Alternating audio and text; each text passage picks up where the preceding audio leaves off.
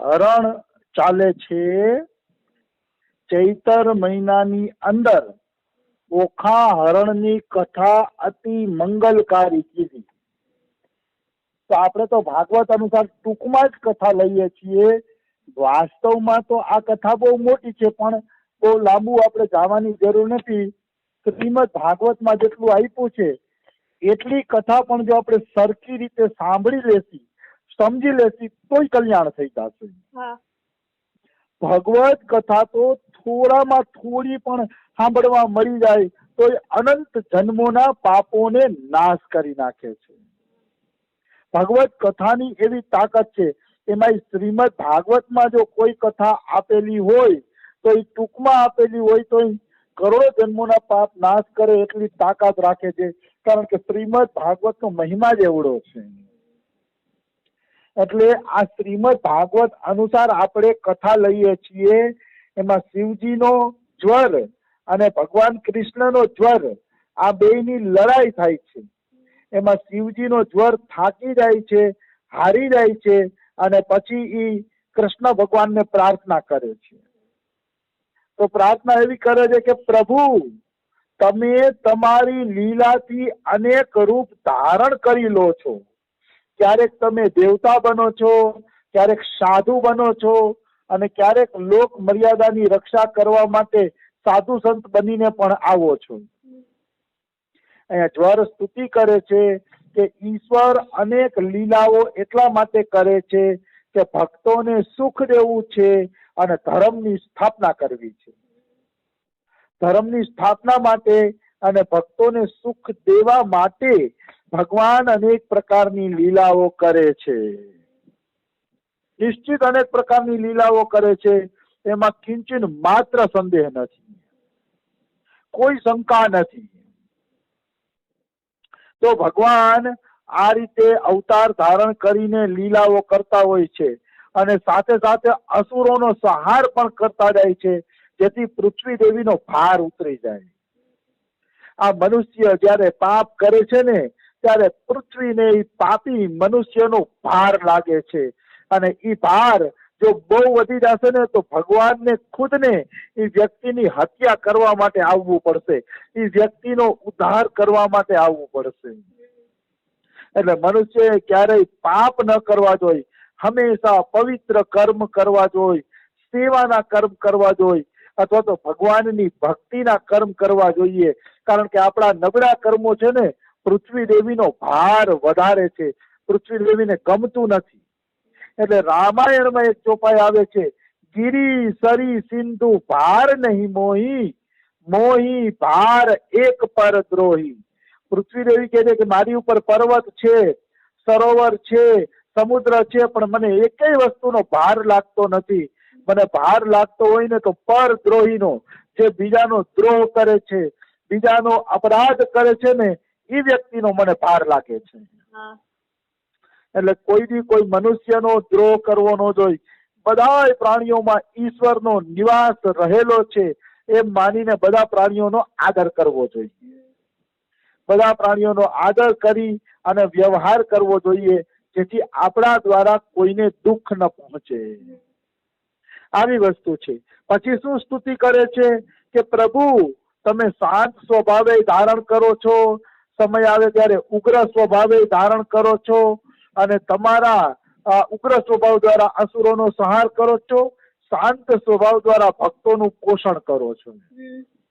અને પછી છેલ્લે બહુ સારી વાત કરે છે કે ભગવાન આ દેહધારી જીવોને ત્યાં સુધી તાપ અને સંતાપ સતાવે છે જ્યાં સુધી એ આશાઓના ફંદામાંથી નીકળીને તમારા ચરણ કમલની શરણ ગ્રહણ નથી કરતો.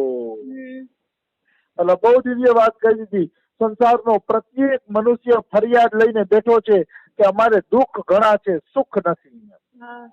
દુઃખ છે, દુઃખનું શું કારણ છે? તો કે આશાઓના ફંદાઓમાં બંધાયેલો છે. એ આશાઓના ફંદામાંથી નીકળીને જે દિવસે જીવ ભગવાનના ચરણ કમલમાં પહોંચી જશે એ જ દિવસે એને કાયમી માટે શાંતિ મળી જશે.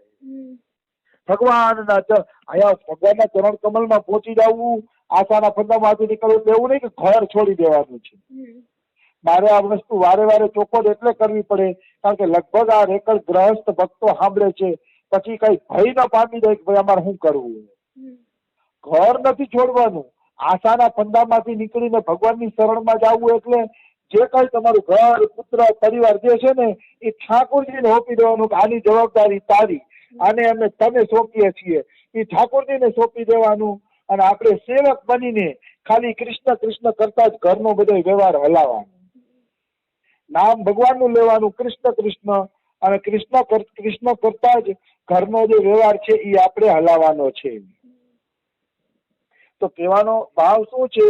કહેવાનો ભાવ એ છે કે ઘરમાંથી મમતા કાઢી લઈ, અહમતા કાઢી લઈ અને પછી આ ઘર ભગવાનનું છે અને પરિવાર વાળા ભગવાનના છે એમ માનીને જો તમે સેવા કરશો તો તમારા બે કામ સરસ આવશે, ભક્તિની ભક્તિ બની જશે અને સંસારની સેવા થઈ જશે. એટલે ઘર છોડવાની વાત અહીંયા આવતી નથી, એ યાદ રાખવું જોઈએ. તો આ રીતે શિવજીનો જ્વર ભગવાન કૃષ્ણની સ્તુતિ કરે છે. એટલે ભગવાન કૃષ્ણ એમ કહે હે ત્રિશિરા, એટલે હે શિવજીના જ્વર, હું તારા ઉપર પ્રસન્ન છું કે જા તું નિર્ભય થઈ જા. હવે તને કોઈ પણ પ્રકારનો ભય નથી, મારો સુદર્શન ચક્ર પણ હવે તારો વધ નહીં કરે. અને જ્વર કૃષ્ણ ભગવાન કહે છે કે તારી અને મારી વચ્ચે જે આ સંવાદ થયો છે એ જે મારી સ્તુતિ કરી છે એ સ્તુતિ જો કોઈ વાંચશે તો એને જીવનભર ક્યારેય તાવ આવશે નહીં. જો ઓખાહરણનું ફળ જ છે, ઓખાહરણનું ફળ એ છે કે ઓખાહરણ કોઈ ચૈતર મહિનામાં વાંચે ભાવપૂર્વક તો એને કોઈ દી તાવ આવતો નથી. એ ઓખાહરણનું ફળ છે. એટલે આ તો તાવ નથી આવતો તો એનો અર્થ શું થયો? મૂળ અર્થ. એનો મૂળ અર્થ એ થયો કે તાવ ન આવે એટલા માટે તમારે ઓખારણ વાંચવાનું, જરૂર વાંચવાનું, પણ તાવ ન આવે ને શરીર સ્વસ્થ રહે ને તો એ શરીર દ્વારા ખૂબ ભજન કરી લેજો.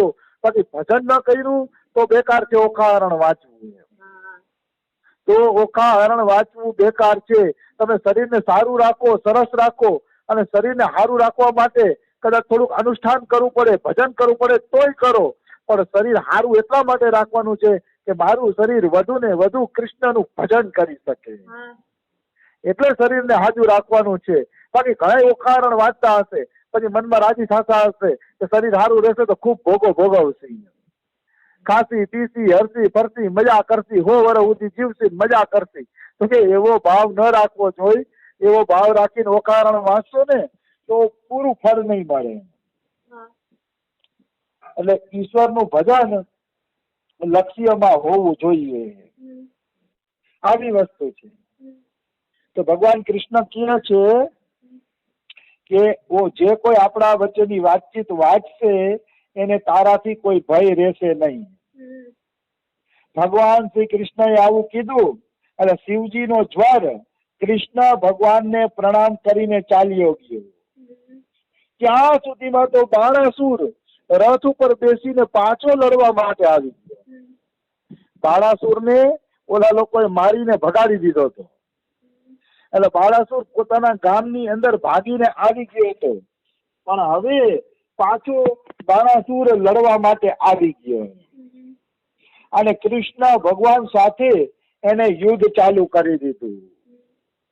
તો કહે પરીક્ષિત, બાણાસુર પોતાના 1000 હાથમાં અનેક પ્રકારના હથિયારો લઈને અને લડવા માટે આવી જાય છે, અને અત્યારે એ અત્યંત ક્રોધમાં પણ ભરેલો હતો અને ક્રોધમાં ભરાઈને એને બાણોની વર્ષા ચાલુ કરી દીધી. ખૂબ બાણોની વર્ષા કરે છે. તો ભગવાન કૃષ્ણએ જોયું કે બાણાસુર પોતાના 1000 હાથ દ્વારા બાણોની વર્ષા કરે છે અને એને 1000 હાથનું અહંકાર છે. એટલે કૃષ્ણ ભગવાને સુદર્શન ચક્ર કાઢ્યું અને સુદર્શન ચક્ર કાઢીને એ બાણાસુરના પટ પટ પટ કરતા હાથને તોડવા માંડ્યા. બાણાસુરના 1000 હાથને ભગવાન તોડવા માંડ્યા. એવી રીતે તોડવા માંડ્યા જેમ નાનકડું બાળક વૃક્ષની નાની નાની ડાળખીઓને તોડતું હોય. એ રીતે બાણાસુરના હાથ કપાવા માંડ્યા. તો ધીરે ધીરે બાણાસુરના ઘણા બધા હાથ કપાઈ ગયા. તો ભગવાન શંકરને દયા આવી કે ભાઈ ગમે એમ તો બાણાસુર મારો ભક્ત છે, અને એના આ બધા હાથ કપાઈ જશે તો બિચારો કેમ જીવશે? એટલે ભગવાન કૃષ્ણની સ્તુતિ કરે છે શિવજી. શિવજી ભગવાન કૃષ્ણની સ્તુતિ કરે છે કે ગમે એમ કરીને બાળાસુર મારો ભક્ત છે તો તમે એને જીવતો જવા દો. એટલે ભગવાન કૃષ્ણ બાળાસુરના બધા હાથ કાપી નાખે છે, કેવલ 2 હાથ રહેવા દે છે. 2 હાથ એટલે રહેવા દે છે કે શંકર ભગવાને કૃષ્ણની સ્તુતિ કરી એટલે, અને આમ પણ કૃષ્ણ 2 હાથ એટલે રહેવા દે કારણ કે કૃષ્ણએ વચન આપ્યું છે કે પ્રહલાદના વંશમાં કોઈ જન્મ લેશે તો હું એને મારીશ નહીં. પણ એ બધી વાતો આપણે પાછળથી લેશી. પેલા તો મહાદેવ શું સ્તુતિ કરે છે સ્તુતિ લઈએ. બહુ સારી મજાની સ્તુતિ છે, અને મહાદેવની સ્તુતિ પછી આ યુદ્ધ પૂરું થશે. બાણાસુર ઉષાને આપી દેશે કૃષ્ણ ભગવાનને, અને પછી આપણું ઓખારણ પૂરું થશે એટલે આપણે પહેલેથી કૃષ્ણ લીલા ચાલુ કરશું. ભક્તોનો એવો આગ્રહ છે કે કૃષ્ણ લીલાને પહેલેથી ચાલુ કરો. તો શ્રીમદ ભાગવત અનુસાર આપણે કૃષ્ણ લીલા ચાલુ કરશી. એમાં કોઈ નવીન ભાવ મને જાણવા મળશે તો એ હું ઉમેરતો જાય છે. તો ભગવાન શંકર આ સ્તુતિ કરે છે કૃષ્ણ ભગવાનની. એ સ્તુતિ આપણે જોઈએ. શંકર ભગવાન કહે છે કે પ્રભુ, વેદ મંત્રોનું જે તાત્પર્ય છે એ તાત્પર્ય છે પરમ જ્યોતિ. પરમ જ્યોતિ પરબ્રહ્મ, અને એ પરબ્રહ્મ હે કૃષ્ણ ભગવાન સાક્ષાત તમે જ છો. બહુ સરસ મજાની સ્તુતિ કરે છે કે વેદો એમ કહે છે કે શું સંસાર ભગવાન છે? તો કે ના, સંસાર નાશવંત છે. તો કે આપણું શરીર ભગવાન છે? તો કે ના, શરીર ભગવાન નથી, શરીર નાશવંત છે. તો કે મન, બુદ્ધિ, ચિત્ત, અહંકાર શું ભગવાન? તો કે બધું નાશવંત છે. તો કે તો આમાં ભગવાન કોણ છે? તો કે આપણો આત્મા, જેનો નાશ ન થતો એ આત્મા ભગવાનનું સ્વરૂપ છે. તો વેદો ક્યાં સુધી લઈ જાય છે? આપણે આત્મા સુધી લઈ જાય છે. વેદો એમ કે છે બાકી બધું નાશવંત છે, એક આત્મા જ શાશ્વત છે. આ વેદોનો અર્થ છે. તો અહીંયા શિવજી કહે છે પ્રભુ, જે વેદો જે આત્મા તરફ આંગળી ચીંધે છે કે આત્માનો નાશ ન થતો, એ આત્મા હે કૃષ્ણ સાક્ષાત તમે જ છો. એટલે આપણે આત્માનું ભજન કરીએ કે ભગવાન કૃષ્ણનું ભજન કરીએ, બે વસ્તુ એક જ છે.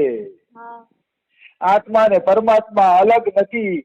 આત્મા અને પરમાત્મા એક જ છે. એક જ છે. એટલે આત્માનું ભજન કરો કે કૃષ્ણનું ભજન કરો, એક જ વાત છે. પણ છતાંય કૃષ્ણનું ભજન હેલું પડશે. કારણ કે આત્માનું ચિંતન કોણ કરીએ કે આપણે આત્મા તો જોયો નથી, કેમ ચિંતન કરવું? પણ ઓલો વાંસળી વાળો કાનુડો યાદ આવે ને તો મનને મતલબ રંગોથી ભરી દે છે. મન છે એ પવિત્ર ભાવોથી ભરાઈ જાય છે, અવનવા રંગોથી ભરાઈ જાય છે. કારણ કે કાનુડાની મધુરતા એવી છે. એટલે આત્મા યાદ ન આવે તો કાંઈ નહીં, કાનુડાને યાદ કરવો. કારણ કે કાનુડાને યાદ કરવાથી અનંત જન્મોના પાપ કપાઈ જશે. અનંત જન્મોના પાપ કપાઈને જીવ ભગવાન તરફ વળી જાય છે. એટલે આત્મા પરમાત્માનું જ્ઞાન થઈ જાય તો સારી વાત છે. આત્મા પરમાત્માનું જ્ઞાન થવું જ જોઈએ, પણ ભજન તો કૃષ્ણનું જ થવું જોઈએ. કારણ કે કૃષ્ણનું ચિંતન કરવું સહેલું છે, સરળ છે. એ કૃષ્ણ ગોઠણિયા ભેર હાલતો હાલતો હાઈલો આવતો હોય, હાથમાં લાડવો હોય ને માખણનો લોંદો હોય ને, એવું ચિંતન કરીએ ને તો મન કલાકોના કલાકો નીકળી જાય ને તો એમાંથી બહાર નીકળવાની ઈચ્છા ન કરે. કારણ કે કૃષ્ણ ચિંતન જ એવું મીઠું છે. એ ચિંતન જ એવું મીઠું છે. આવી વાત છે. તો કહેવાનો ભાવ શું છે કે એકવાર રમેશ બાબાને કોઈ પૂછ્યું હતું કે બાબા આત્માનું ચિંતન કેવી રીતે થાય? બાબા કે આત્મા કા ચિંતન છોડો, પરમાત્મા કા ચિંતન કરો. મને ખૂબ મજા આવી આ જવાબ સાંભળીને કે જે આત્માનું ચિંતન કરી જ નથી શકાતું, જે આત્મા અણુથી પણ સૂક્ષ્મ છે, એનું શું ચિંતન કરવાનું હોય? એના કરતા તો આ 5 ફૂટના કાનુડાનું ચિંતન ન કરી કે મન એમાં ફસાઈ જાય તો પછી નીકળવાનું નામ ન લઈએ. એની લીલા મધુર છે, એની વાંસળી વગાડવું મધુર છે, ત્રિભંગી અદા, કૃષ્ણનું બધું મધુર છે. અદરમ મધુરમ વદનમ મધુરમ, એનું બધું મધુર છે. તેને યાદ કરવામાં ખૂબ જ આનંદ આવે છે. એટલે કૃષ્ણ ચિંતન કરવું જોઈએ. સમય થઈ ગયો છે. શિવજી જે સ્તુતિ કરશે એ આપણે કાલે લઈ લેશી. રાધે રાધે, જય સિયારામ.